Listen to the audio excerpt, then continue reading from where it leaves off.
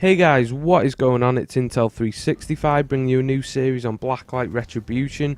This series is a beginner's guide. Also, just before I start, I will say I put the system requirements for this game in the description.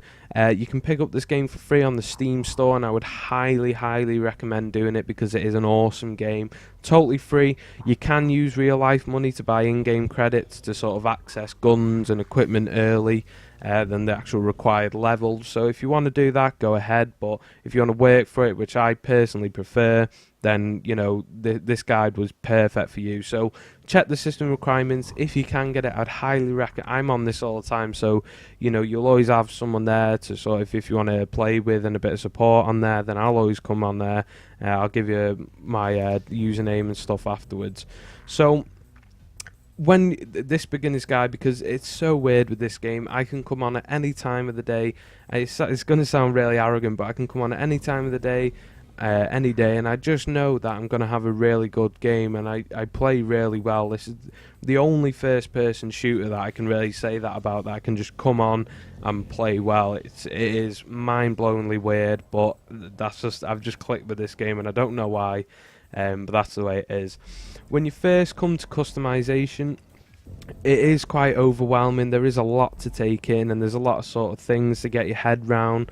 But it didn't take me, and I am, you know, thick as the table I'm sort of sat against. You know, it does. So you guys should do pretty well. But it did take a long time, and it can be quite overwhelming when you first look at it. So the first thing that you sort of got to choose or get your head round, and you'll know near enough straight away from playing other first-person shooters, like, what is your style of gameplay? Are you a tank? You know, do you try and take as many hits but deal out as more damage? Or are you sort of quick, you know, wanting to dart around, sort of stealth? Stuff like that, you got to get your head around, and I'll show you why now. Now, in this part, we'll go on to all that later. You don't really need to know, that's like gimmicky stuff. The nodes you need to know, but I'll let you know about that after. First thing you want to have a look at, you can't buy anything at the moment. You'll see here I'm level 5. That's because this is my noob account. This is on the US server. I made this because the Europe servers were down quite a while ago. So on the Europe server is my main account, which if I've shown you my equipment setup on there and the weapons that I use, then it wouldn't help you at all. You know, it'd be absolutely pointless because it's just showing you a higher level sort of setup. So it's not a beginner's guide then.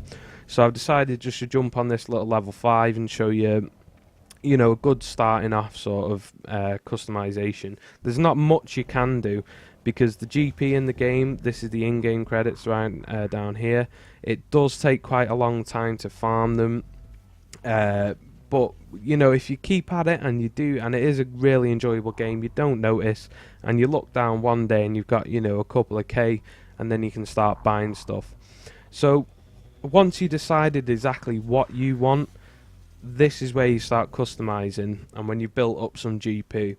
My personal sort of preference is an all-round sort of assault, using assault weapons and not tanking damage or anything like that, just sort of average in the middle. Assault rifle can take a bit of hit but can also deal some pretty good damage. So basically got all your headgear here. This is actually the name of each equipment that you're wearing, and the stats, how they would change if you had this helmet equipped from the other one. So this will be your starting off helmet, the Overmatch Armor X. So if we go on to some of these, as you can see here, the health lowers, the stamina increases, sorry, the armor lowers, but everything in the run increases and the recharge. So again, that sort of helmet is for your quicker builds that you're darting around, and then obviously it just goes up and up and it changes. This one, slightly more health. This again could be your average sort of assault rifle, combat rifle sort of guy, and this is the way it goes. I'll try and find a tanking one. There you go, there's quite a good tanking one. So your stamina drops quite significantly, your health goes up and your armor goes up, so you can take a few more hits. Now that's just changing the helmet, you know, if you change all the gear to suit that and save up, then you'll have a really good, you know, if you want a tank, you'll have such really high health with all like new boots, new legs, new chest plates and all that sort of stuff. So we're just going to have a quick look at the chest plates, same as. This will just sort of back up what I just said then. This chest piece, I can't talk, this chest piece armor is more, again, it's more health, but it lowers your stamina, so you will be sort of you know, the stamina will drain quite quickly, but you'll be able to take a bit more damage, which it can matter, but it's totally what, you know, what build you want. This is your sort of thinner chest plate where, you know, you can dart around. Again, it's quite simple to follow once you get your head around it. The health lowers, stamina and run increases. So you can find a balance like I have, or you can go for one or the other. Same with the boots, exactly the same. More health, lower health, more stamina, lower stamina. You know, if you need me to go into more detail, I will, but I think once someone explains and just shows you the stats here, then it does sort of get your head around it quite quickly. And sort of, I've never had someone say to me, choose a sort of build, what do you want, a tanking build? I've never had that, so I had to just work it out. But now, you know, I'm trying to help you guys. Now the gear, this is all your grenades, sort of proximity mines, knives, stuff like that. And if I show you here, if we go and purchase, you can get them for 7 days. It varies on what equipment you're buying or what guns you're buying, but it varies, so you can actually rent them for 7 days, 3 days and all that, or you can buy them permanently for like they're usually around 6k, normally 3,000 for attachments for guns, so it does vary. Some of them can be up to 14,000. 6,000 is quite a lot to save up. That's quite a feat if you save that up, but it's well worth it. And if you don't really, if you just ignore initially, just ignore your GP in the bottom right and just let it build up, and then check it back after a couple of games, or, you know, quite a few games, couple of levels, and you will actually, you know, notice that your GP has gone up quite a lot. So don't worry about that. The depot sort of equipment is stuff dotted around the map. There's maybe 2 or 3. They're called depots, where you can go access them. You can either, with the in-game GP, you can actually buy maybe a health refill, an ammo refill, flamethrower, hard suit, which I hate, but hard suit, weapon refill. And I won't go into too much detail about them because they're not actually, you know, that necessary at this sort of time. It's getting your head around the build. So we've covered the equipment. If you need me to go back, I can. Obviously, this one is just your camo. Access early, that's because I'm such a low rank. So you can access all them early, standard issue, or the actual daylight, which is like a black and white, sort of that. So for the weapons, at the moment, I've customized this slightly, but not much. The starting weapon you'll start with is actually not that bad. It's the standard tactical knight, and it's not awfully that bad. It's an assault rifle, and it is pretty good. So stick with that and save your GP up, farm GP, and then when you've got quite a couple of K GP, start customizing and finding what's right for you. So all I'm going to do now, because this video is getting quite long and I don't want it to bore people, I just want to help people with this game and get more people on this game. It would be awesome to have a few people on here to play with, and for you guys too, you know, if you have a wingman with you, it's good. So as you can see here, for this gun that I'm actually got on this loadout, this is the setup. These are all the different attachments. You got muzzle, barrel, scope, assault, the actual magazine, stock, and the camo. Now, you can buy pre-mades, but you can only rent them. You can't buy them permanently. And to be honest, paying that much for 7 days for a weapon that you could do better if you just saved up is not worth it, in my opinion. So if you look at these are like, that's an assault rifle. You got SMGs, and they're all pre-made. You can't customize them any further. You can't change the attachments, but they're pre-made to set sort of builds. So I would ignore just the pre-mades. I don't know anyone that actually buys pre-mades or rents pre-mades. I don't see the point in them. If you go into receiver, you'll actually see this is the receiver on the gun, so is it a sniper, bolt action rifle, is it a combat rifle, and each different receiver brings different attributes to the gun. So, and again, the gun, the receivers fit around your build. Like machine gun, are you just a big fat tank that's running around the map, shooting, taking damage but dealing it? Or are you a submachine gun that's bombing it round? Burst rifle can also be fit many sort of builds, and you can have a really, really good play around.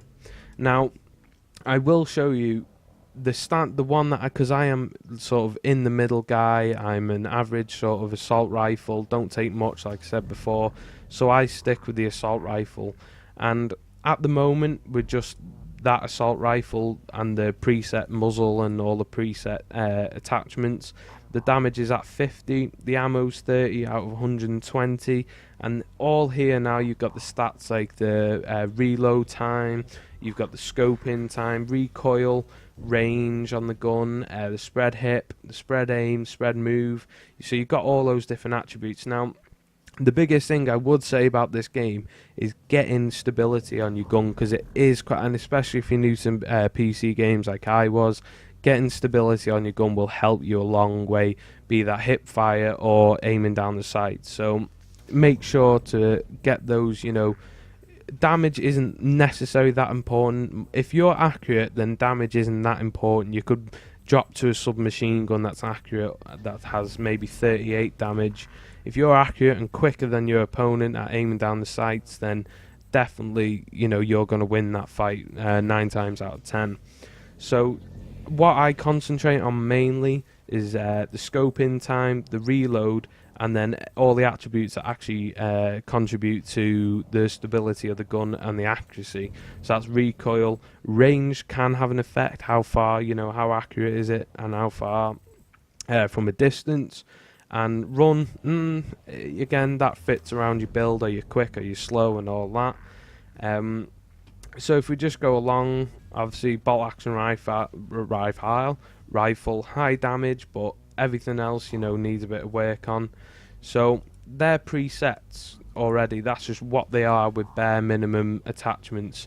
If you bought that and then maybe put another muzzle on it, then the damage might go up and stuff like that. So if we jump into muzzles here, this is the preset. If we move one to the right, you can see the recoil increases slightly. If we go to the hull breach, now the damage lowers a bit, but look at that. All those stats are slightly better. The stability on the gun, your reloads a bit quicker as well, and the recoil's a lot better. If we go right again, everything lowers, but the recoil that increases slightly from the one we actually got equipped now. So you've got to think maybe what's worth it, and this is where I think the rental is quite a good idea. Maybe not for them prices, maybe $395 for 3 days just to try out what attachment's best for you.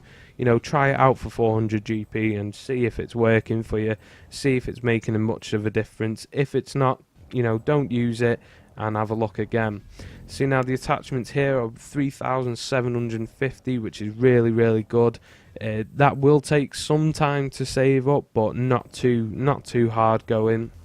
But when you bought it, then you bought that attachment, and you might find a gun that you've customized yourself and you love it, and you probably might not ever change it. You might change it every now and then for sort of a difference and a bit of different style every now and then. But I haven't changed my assault rifle since level 15, and that's quite a long way. So that sort of explained the barrels. Now these change the stats quite significantly. You'll notice the change in stats quite a lot. As you can see here, scoping times increased, spread moves decreased, the run. So again, all the attachments, they just add up to what gun, what build are you going for.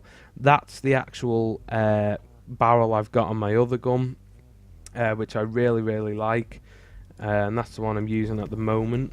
I'm also using that one, the Briar Rhino. This for me, it's got 52 damage. I know those stats are decreased, but with everything else that I've got on the other gun is really helpful. Magazines, same again, you know, they will increase, decrease stats depending on what you want. But also you can buy sort of incendiary magazines. You can buy toxic ones, so they'll have overtime damage. So you might hit 52, and then over time it might take 7 health off over 30 seconds or something. So that's another thing to have a look at. But again, the magazine can cost you sometimes you know, valuable stats that you do need, such as reload, such as scoping. So is a toxic that much difference, you know, for all those stats to drop? In my opinion, no. Scopes, I never use scopes because I can't hit a friggin' thing with a scope. I just can't. I find it impossible. So I just stick with this, which is the Titan times 2.7 tactical, basically iron sights. But you can unlock red dot. This is my personal preference. I don't like them, but some of you might pick it up and hit everything with it. You know, it's totally down to you. This is just a beginner's guide, a bit of sort of help through the game. Crane, obviously, and it, you know, you've got all your different sites now. You can go through all of them at your own sort of will. They do, obviously, the only thing that really changes is the zoom, you know, and sort of the sites that you're looking through. I was rocking that for quite a while, and I did, you know, do quite well with that. But then I went back to iron sights, and I was just hitting everything straight away.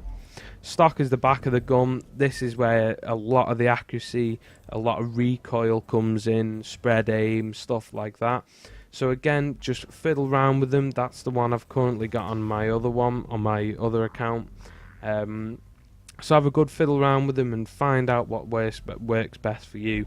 Weapon tags, every time you level up you'll get a weapon tag chance pack. So you'll sort of gamble and it'll roll through and it'll give you a weapon tag. And these are really helpful because they do change your stats. As you can see here, this DayZ one is actually it has actually increased my stats quite significantly. So have a look at your weapon tags. Even if they increase anything and don't decrease anything, just equip it, because you know you're not losing anything. But when you start building them up, and you will get a lot of them, when you start building them up, then you'll be able to choose what sort of tag you need. God, that voice break. Camo, up to you, whatever you want. You know, camo's camo. You don't need me to sort of explain that, but there are some pretty cool ones that, and you have to use for the camos the Zen, which is the credits for the game that you buy with real life money. So the only way to get camos is with Zen, so that's a bit unfortunate, but it's not that much for Zen. So that's the customization explained, guys. I can go into more detail. There's a few more things that I should explain. Nodes, I'll explain them in the next episode, because like I said, I don't want these episodes to be like 20 minutes long of me yapping on. The next episode will be some gameplay and tips and tricks in the gameplays, not just, you know, sat here talking about the equipment. But I'm glad I've got it out the way for you guys, so we can just get on now with the rest of the series, really crack down on some awesome gameplays, get some really good tips and tricks going, and hopefully better your gameplays. This guide can be for beginners, it can be for, you know, amateurs, it can be for people that are sort of halfway through leveling and they're still enjoying it but they're not sure on some things about the gameplays. Definitely stick around for this series. It will be a good series, I promise you. So take care, guys. Thanks for watching again, and I'll see you in episode 2. Take care, guys.